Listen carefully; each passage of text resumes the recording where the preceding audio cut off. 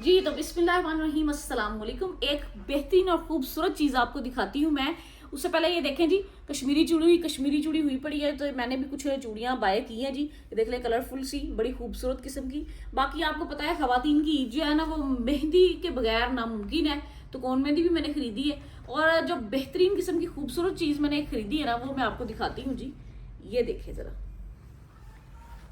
हर औरत का एक जुनून होता है जी कि वो अपनी जोड़े के साथ मैचिंग ज्वेलरी पहने। तो ये मैंने भी कुछ मैचिंग तो इतनी ज़्यादा नहीं कह सकते, लेकिन ये मुझे बहुत यूनिक और बहुत खूबसूरत लगी। ये देखें, सिक्के लगे हुए हैं जी, और साथ में ये तवीज़।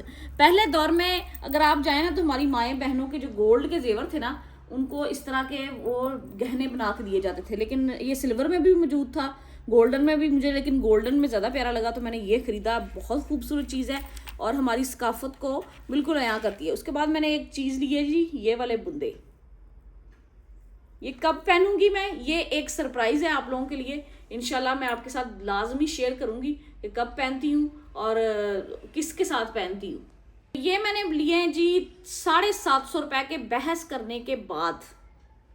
सहारे वाले बुंदे हैं, जो लड़कियां पहनती हैं, मेरी खातून बहनें भाभियां, उनको पता है जी रेट ये इनका क्या होगा। और उसके बाद आते हैं इस तरफ। ये वाला जो मैंने बाय किया है 800 रुपये में, बहस करने के बाद वो तकरीबन 1200 रुपये से नीचे नहीं आ रहा था। बाकी फिर भी रीज़नेबल है, मुनासिब है, लेकिन आप अपनी पहुंच के हिसाब से हर बंदे ने शॉपिंग करनी होती है। और अल्लाह ताला सबकी ईद अच्छी गुजरे।